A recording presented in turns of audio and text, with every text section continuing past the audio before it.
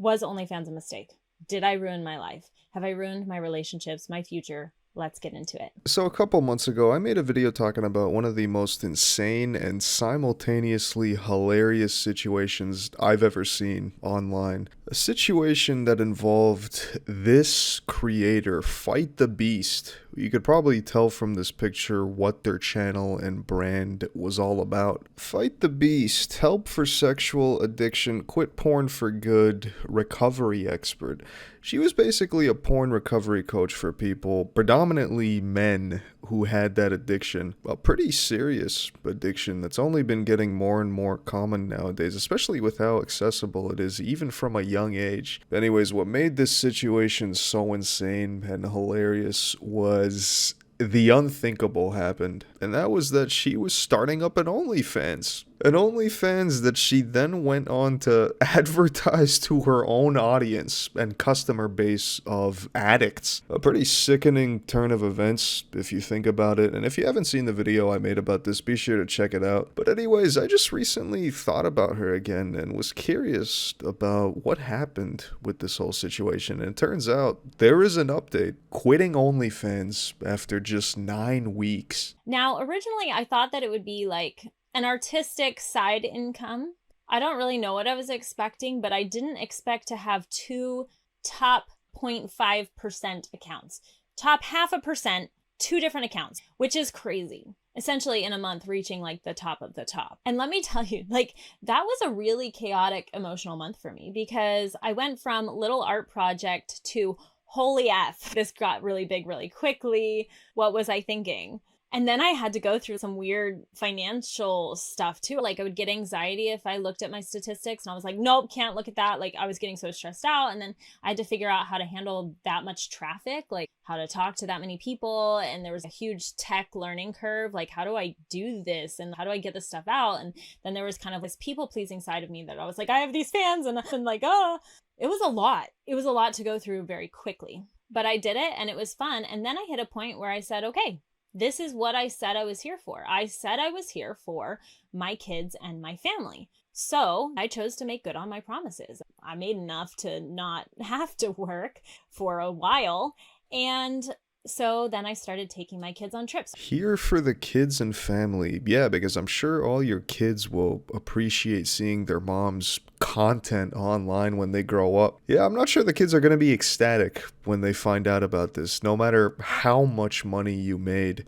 Speaking of money, that was the primary reason for the sudden business switch. Not for the kids, not for an art project or some spiritual awakening. It was the money. Let's not bullshit and beat around the bush here. I'm gonna go out on a hunch and say that there's not as much money in being a porn recovery coach compared to starting up an OnlyFans.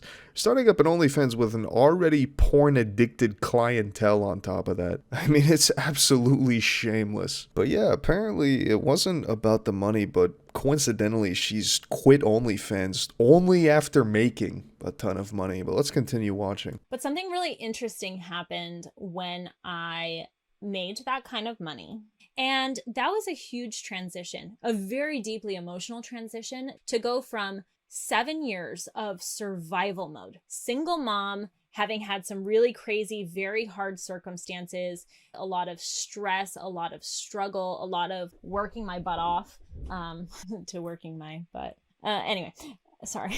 So to go from that though, to then reconnecting with my authentic personality outside of survival mode was crazy because I had just buried so many emotions. So what happened was about 6 weeks into OnlyFans, I had an eruption of emotions that knocked me off my feet.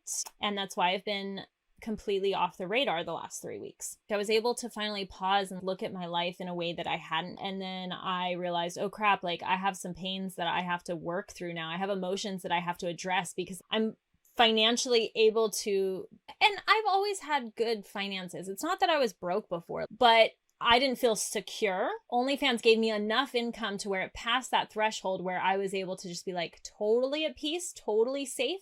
And once I felt safe, all these emotions came up about things in my past, relationships, my relationship with myself, Yeah, interesting how all these emotions and self-awareness come up only after making a bag off OnlyFans. Only after juicing out a ton of money off of the porn-addicted viewers and clientele built off a addiction recovery brand. I mean, she's basically just saying the quiet part out loud here. The reality is that she probably quickly realized how much of a mistake this was. But the thing is, there's no going back at this point. This whole situation went pretty viral, and I'm sure a good chunk of her content is probably available online for free. She did this for the money. She got a lot of money, it sounds like, but the trade-off has been made. And I'll tell you guys, there was a very specific moment, and I took my kids to Disney spontaneously on I don't know, Tuesday or Wednesday. We had an amazing time, and I remember I was sitting at lunch and we paid for an expensive restaurant lunch,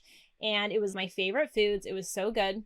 And I just started bawling at lunch. I just started, like, I was trying to hide it from the kids, but I'm like crying over like raw tuna and calamari. And I was just like, holy crap, is this enough? Is the money enough? Is this what I really want? Because, to be honest, OnlyFans gave me the feeling of unlimited money. So I had to kind of just look at it and be like, do I want this? Did I want money? And there was just this moment of a little bit of loneliness that I was like, I don't know if unlimited money is actually going to hit the spot.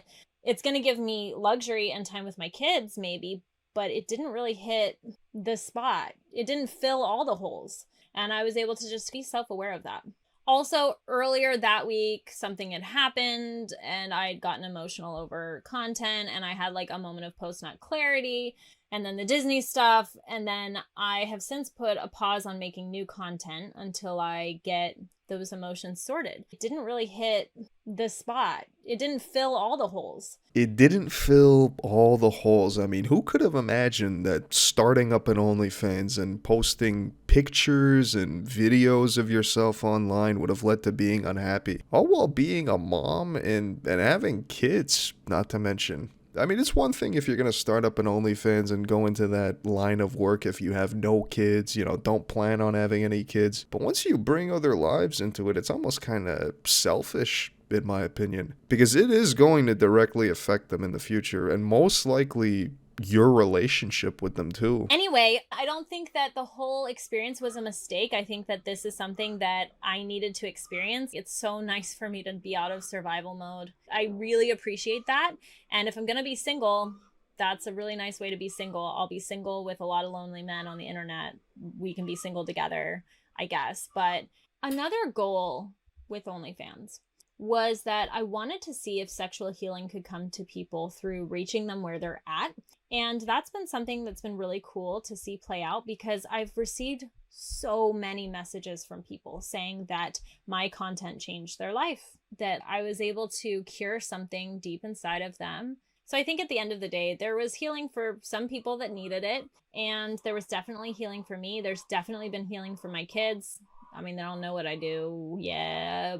But at any rate, they're way happier, and so am I. So, like, all's well that ends well, I think. Oh man, a lot of this video is honestly, it's just a ton of coping. Similar to the original video and announcement we saw. It's a ton of coping and mental gymnastics in order to make herself feel better about these terrible decisions, and I'm actually worried for her, believe it or not. These are not really the actions of a mentally healthy and stable person, and I really do hope she gets through what she's going through, even despite after doing all this horrible stuff and taking advantage of addicts. I really hope I don't hear any bad news come out of this situation in the future, but with that said, this whole situation is yet another funny reminder of how absurd our world is nowadays. How people will flip on a dime when easy money and attention is waved in front of their face, even at the expense of addicts. Only healing for me. There's definitely been healing for my kids. But anyways, I think that's gonna wrap up today's video. Thanks for watching. Stay tuned for some more juicy videos coming soon to the channel. Let me know what your thoughts are on this whole situation. To this day, this is without a doubt one of the most insane, hilarious, and sickening things I've seen transpire online, and that's saying something.